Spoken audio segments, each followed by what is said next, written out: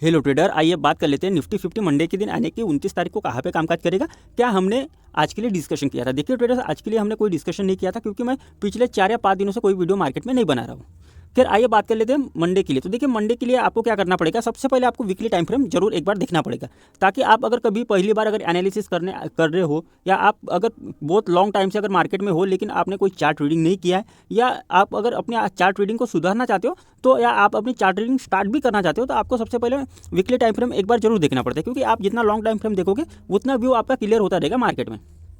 तो देखिए ये वीकली टाइम फ्रेम मैंने यहाँ पे लगा लिया है, और वीकली टाइम फ्रेम के हिसाब से आपको क्या देखना है कि अभी मार्केट में क्या चल रहा है। तो आप देख सकते हो क्लियरली कि मार्केट में 2 कैंडल क्या बनी है, रेड, यानी रेड कैंडल का मतलब क्या होता है, नेगेटिव होता है। तो मार्केट अभी थोड़ी सी मुझे नेगेटिव लग रही है, लेकिन इस नेगेटिव मार्केट कब तक है और कौन से लेवल तक मार्केट नेगेटिव रह सकती है, इसके लिए हमको क्या फाइंड करना पड़ता है, रेजिस्टेंस। तो आइए आपको मैं वीकली टाइम फ्रेम के हिसाब से आपको एक रेजिस्टेंस फाइंड करने की, या कहूँ तो एक ट्रिक, या मैं कहूँ तो आपको एक लॉन्ग टर्म में काम आने वाली एक आपको टिप भी आपको यहाँ पे बता दूंगा। तो देखिए आपको रेजिस्टेंस यहाँ पे आप सीधे सीधे फाइंड नहीं कर सकते। आप कहाँ पे लाइन डालोगे, यहाँ पे एक लाइन है, यहाँ पे एक है, यहाँ पे एक है। अगर आप ये तीनों को अगर ऐसा रेजिस्टेंस मानोगे तो ये 50-50 पॉइंट के है, और अगर आप 50-50 पॉइंट के सपोर्ट रेजिस्टेंस निकालने बैठोगे तो आप मार्केट में कभी ट्रेड नहीं करोगे। आपको एक ऐसा पॉइंट ढूंढना पड़ेगा जहाँ से मार्केट में जो 80% या मैं कुछ 70% चांस ऐसे बन जाए जहाँ से मार्केट रेजिस्टेंस खाए। तो ऐसा पॉइंट हम ढूंढते हैं। तो ऐसा पॉइंट यहाँ पे हम सीधे सीधे यहाँ पे इस टाइप की लाइन नहीं खींच सकते। तो यहाँ पे हमको एक इन कैंडल के एवरेज निकालना पड़ेगा। कौन से कैंडल का एवरेज निकालना पड़ेगा, इन 3 कैंडल के एवरेज। तो देखिए इन 3 कैंडल का हम अगर एवरेज निकालेंगे तो इस कैंडल का लो कितना है, इस कैंडल का लो है 21,490। इस कैंडल का लो अगर आप देखोगे तो ये कितना है, 21,460। और इस कैंडल के आप अगर क्लोजिंग देखोगे तो इस कैंडल की क्लोजिंग कितना है, 21,560। अगर आप मोटा मोटी देखोगे तो ये एवरेज कितना आएगा, 21,505 का ये एवरेज आएगा। अगर आप फिबोनाची भी लगाओगे तो फिबोनाची के हिसाब से अगर ये आप इस टॉप को अगर हाई पकड़ते हो और इसको अगर लो पकड़ते हो तो फिबोनाची के हिसाब से भी हमारा जो 3.8 का जो रजिस्टेंस आएगा वो आएगा 21,515 या 16 के आसपास वो रजिस्टेंस आएगा। यानी कि यहाँ पे हमारे एवरेज नंबर कौन सा हो जाएगा, 21,500। आप यहाँ पे एक एवरेज नंबर ले सकते हो। और मार्केट कहाँ से रजिस्टेंस खा सकती है, तो मार्केट रजिस्टेंस खा सकती है 21,540 से।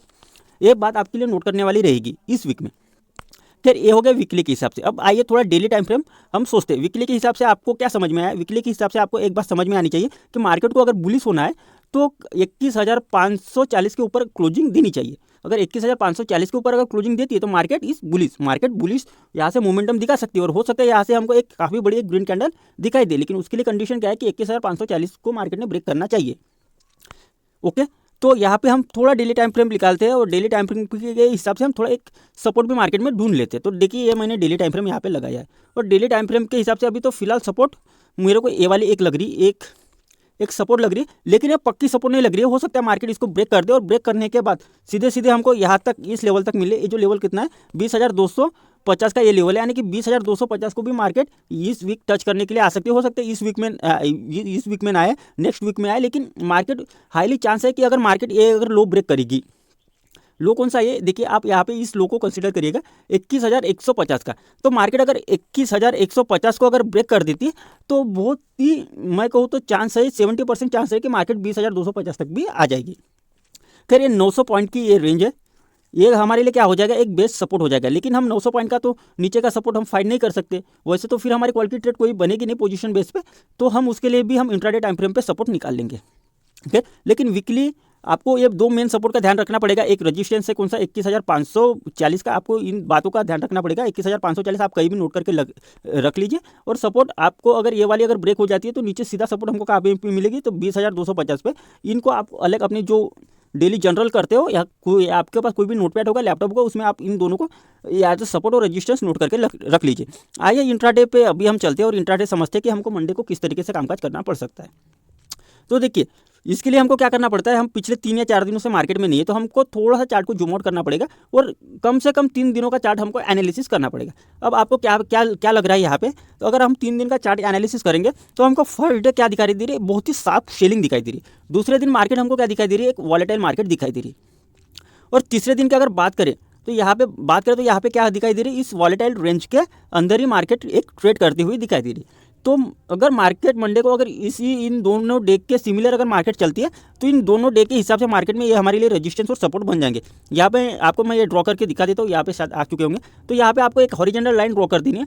तो देखिए ये जो हाई, ये हाई कितना है 21,471, तो आपको यहाँ पे ड्रॉ नहीं करना है, आपको थोड़ा ऊपर बस यहाँ पे 21,505 या 510 के आसपास एक लाइन ड्रॉ करनी है। ये लाइन क्या हो जाएगी मंडे के लिए आपके लिए एक रजिस्टेंस लाइन हो जाएगी। अगर मार्केट इसके ऊपर ही ओपन हो जाती है तो ये रजिस्टेंस बिकम अ सपोर्ट, तो फिर एक सपोर्ट लाइन बन जाएगी। ओके, तो 21,500 का लेवल आपको बहुत ही मेजर एक कामकाज करने के लिए एक सपोर्ट या एक रजिस्टेंस, ये दोनों तरीके से आपकी मदद करेगा। और नीचे साइड के लिए देखिए लो कौन सा लेना पड़ेगा हमको, जहाँ पे अगर मार्केट इसको ब्रेक कर देती तो हम पुट की पोजीशन ले सकते। तो देखिए लो है 21,142 का, तो 21,142 को अगर मार्केट ब्रेक कर देती है तो डेफिनेटली काफ़ी बड़ी गिरावट हमको देखने के लिए मिलेगी। तो कहाँ तक की गिरावट हमको देखने के लिए मिल सकती है, तो अभी हमने तो वो डिस्कस किया कि 250 तक की हमको मिल सकती है, लेकिन ये एक दिन में नहीं मिलेंगे, ये हो सकता है 10 दिन में मिले, 15 दिन में मिले, क्योंकि 900 पॉइंट है। तो हम ज़्यादा की यहाँ पे गिरावट एक्सपेक्ट नहीं कर रहे हैं। अगर मार्केट फ्लैट खुलती है या थोड़ा गैप डाउन खुलती है, और गैप डाउन खुलने के बाद अगर 21,140 को अगर ब्रेक कर रही है मार्केट, तो डेफिनेटली हम 100 पॉइंट की ट्रेड यहाँ से लेना पसंद करेंगे। 100 पॉइंट मीन्स अगर 21,042 तक के हमारे टारगेट होंगे, ऐसे हम खाली 25 पॉइंट का देना पसंद करेंगे, यानी कि 1:5 की ट्रेड ये काफ़ी बेहतर ट्रेड बन सकती है।